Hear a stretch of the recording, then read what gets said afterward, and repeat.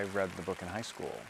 Not Wanted on the Voyage was part of the curriculum. And it wasn't until Brian and my first collaboration, and we were looking for something to work on after that, and I said, do you remember reading Not Wanted on the Voyage? And Brian said, yeah, and I said... I had remembered reading the book too in high school. I knew it really, really well, and it was one of my favorite novels.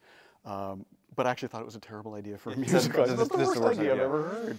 And then I reread it with that in mind, and I realized it's full of, I mean, it's full of musical, the novel itself is full of musical references. It's all about a woman and the world finding its voice. And we thought, wait a second, voice, music, that actually could really work. It's only me, not just acceptance, only me without despair. We've stuck very closely to the core story, which is the story of the woman, Mrs. Noyes, at the center of it, and how she deals with everything that's happening around her, how her family's reactions to the end of the world directly affect her. That's what we've tried to stay true to. And that was I think once we got the spine of it, meaning that story of Mrs. Noyes and her journey and her finding her voice, that we just tried to then ease away anything that didn't completely support that. In a novel, I think you can follow many, many subplots and track them, but on stage, I think you need to guide the audience into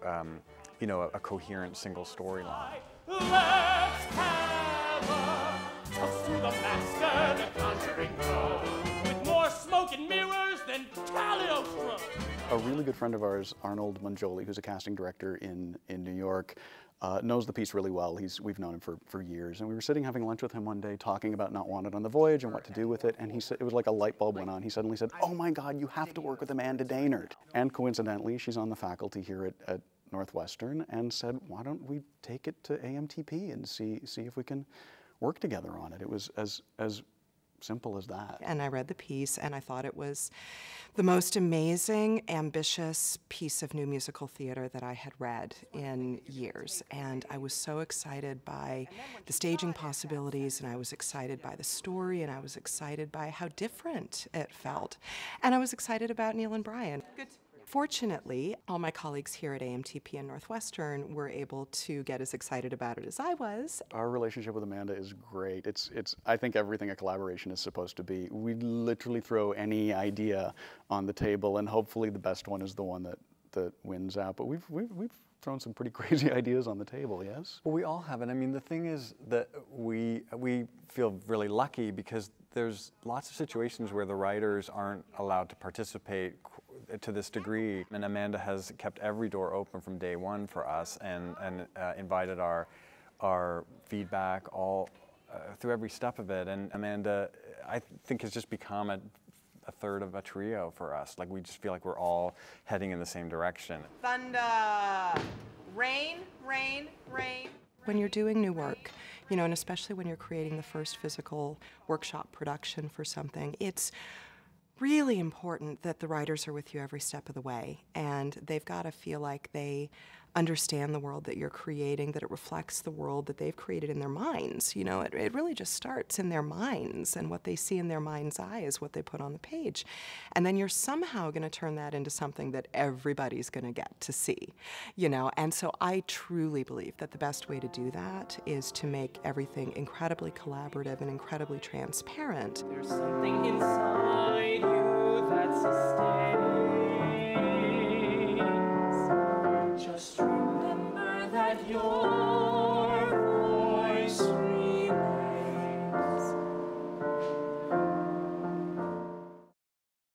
It's such a unique situation here, the opportunities that we get with the students to work both in the classroom and to create a production. And I don't think it would serve every piece really well, but in the case of Not Wanted on the Voyage, I think it was actually really ideal because we could use all the amount of time that AMTP could give us to really crawl inside this piece, get to know it, both as artists and also as producers. It was dawn, that's right. And after a wonderful, restful night, the crew assembled as per my command. What? Then I blessed the ship, and everyone chosen to make the trip. We hoisted anchor just as we had planned. We don't have an anchor. A gentle rain, the currents fair. A sense of hope was in the air. My wife and sons devoutly there. the day that we set sail. Incorrect, incorrect, sir. I interject with due respect, sir. I was here. It was nothing like that. No, it was not. The actors that you work with really tend to inform what you end up putting on the page. BRITT, who plays Lucy, is so perfectly right for that role, and that role has actually really bubbled to the surface in this production because of him. It was chaos, glorious chaos, full of fear, full of doubt, no way in, no way out, the day that we set sail. It was violent, ugly and violent, all the death was outside, still the lucky ones cried, the day that we set sail. There was darkness. Just listen to that. Terror. See, you can sputter and shout, but everyone here had their own story about the day that we set sail. The trio at the center of the story are Dr. Noise, Mrs. Noise, and Lucy, and those three actors are so strong, and they brought such specific personalities to them that we've sort of nudged the show in the directions that they've been naturally taking them. And it's also been an interesting challenge then to say, well, we actually want to take you this way slightly, and seeing what in that particular actor can take us in the direction that we want to go, and what in that particular actor is taking us in a different direction as well. It's really, really interesting to be able to be involved in the process, knowing that what you're doing is directly affecting the decisions that they make, but at the same time, you want to be doing it as well as you possibly can, because otherwise they're not getting the right information on which to base their decisions. You have to invest in everything in the moment and give all that you have, but also recognize this is a new work and it's still in process, and they need to eventually get what's going to be the best thing for the whole. So you can't get too married to any one thing. So if that means that we work really hard on something one day, and then the very smart people watching it say, you know what, that's not exactly what we need for this point in time in the show, then we can come back and have a clean slate and just go at it from a different angle. That focus on the solution is what's really driving us every day and really bringing us to a new, we're moving base camp, you know, we're at a new place every day. To get to do this new work that nobody's seen before is pretty spectacular, because yeah, you can do Oklahoma and you can do The Music Man, but to get to do a brand new show, to get to literally create a role for the first time is pretty unbelievable. 7, 6, 5, 4, 3, 2, 1.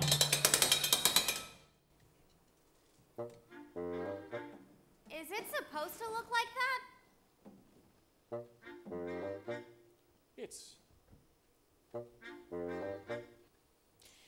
It's magnificent.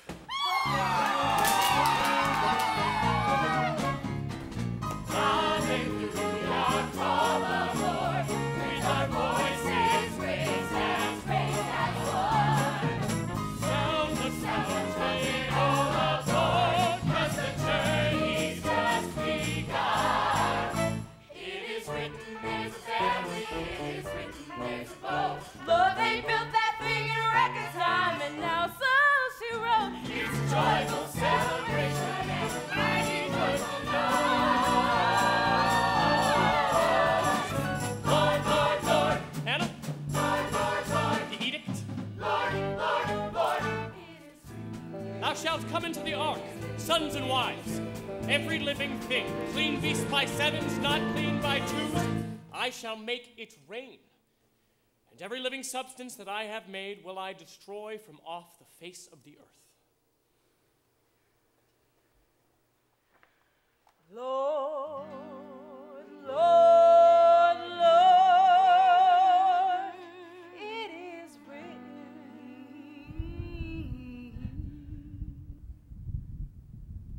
Pitter-pat, pat, pat goes the falling rain, washing all the sunshine down the drain. When the sun comes back, better say amen, or pitter-pat, pat, pat comes the rain again.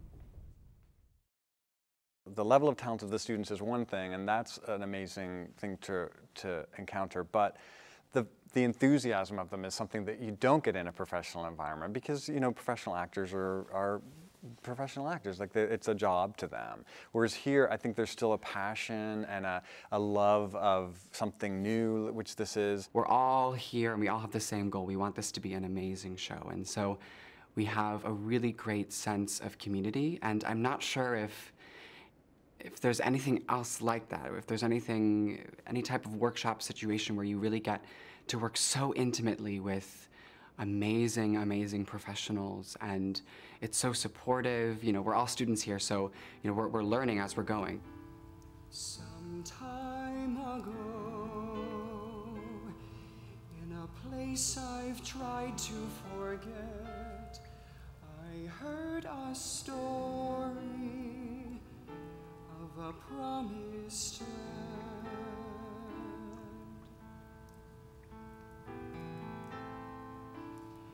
With all my heart, and without a hint of regret, I longed to find it, this promised land, this promised land,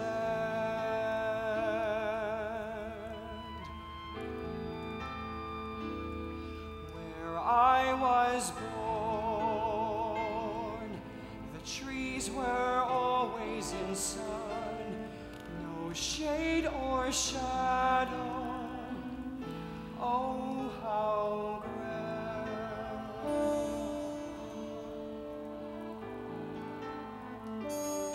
I wanted storms, a place where life had begun. I wanted difference, promised land,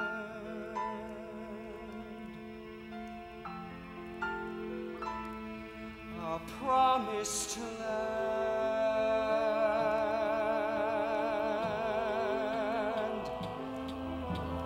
I wanted bold contradiction.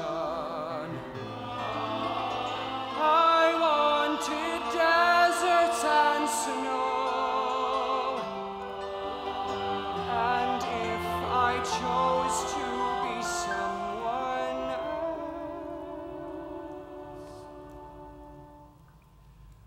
I wanted no one to know. I have finally seen a miracle. No, there are no more miracles. Listen. I think the amazing thing about working with Northwestern students on something like this is they have such a high degree of bravery and willingness and energy and excitement about the sheer craft of theater. You know, they really are still at a place where they just want to get out there and tell a story to an audience, and they want to do it with everything they've got. And it's inspiring, I think, to all of us. We should all actually want to have that same level of energy and commitment and dedication every day we show up for work, whether we've been doing it for a few years or, you know, 50 years. I'm always searching for that promised land.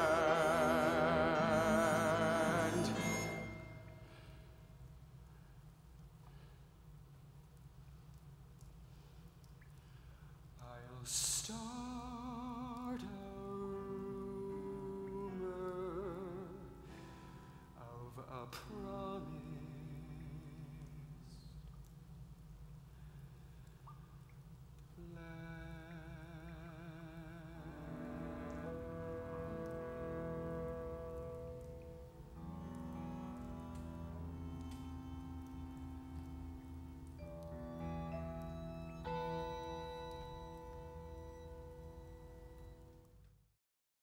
I'm in a really interesting position of being both a teacher here at Northwestern and then also a professional director and the director of the piece.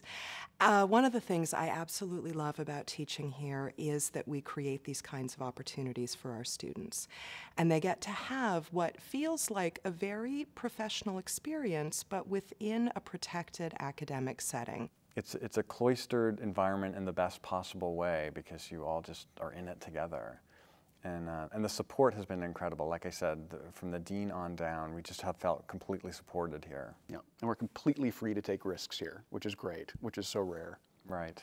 This is a great way to develop work. It's a great way to train young artists, and it just seems like everybody should be doing it like this. You know, Northwestern is incredibly unique in the way it approaches theater. It's a very sort of intellectual and very sort of all-encompassing view of theater. You know, if you're a lighting designer, a stage manager, an actor, you're all the same major and you're all taking basically the same classes. What's so cool about that is that the students here have this incredible wealth of knowledge about the art form, not only like their specific art form, which makes them the perfect students, I think, to work on new works.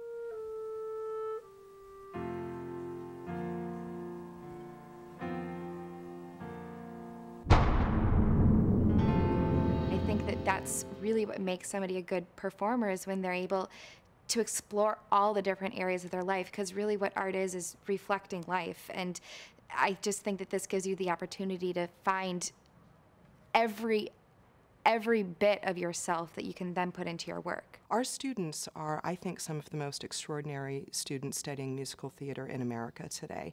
And their level of discipline, dedication, and sheer ability is astonishing, and it's such a gift to making a piece like this.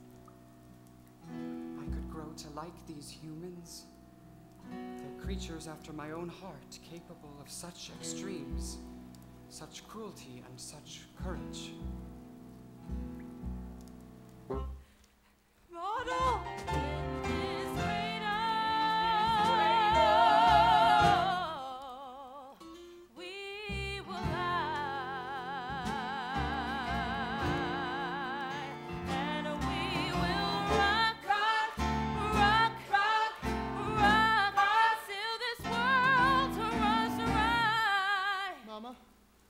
I made a present for you. Are we protected, or are we enslaved?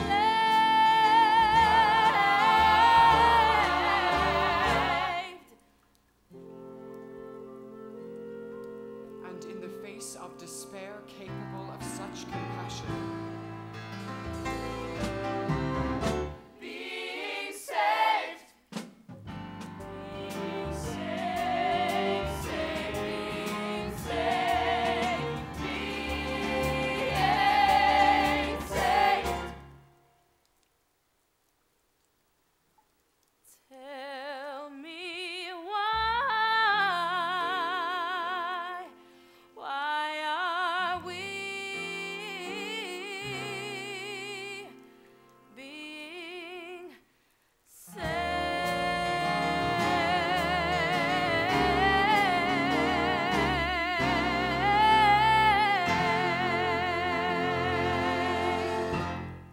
Hopefully this is just a starting point and they'll have a whole life after this, and to know that you were one of the stepping stones along the way is really, really fulfilling.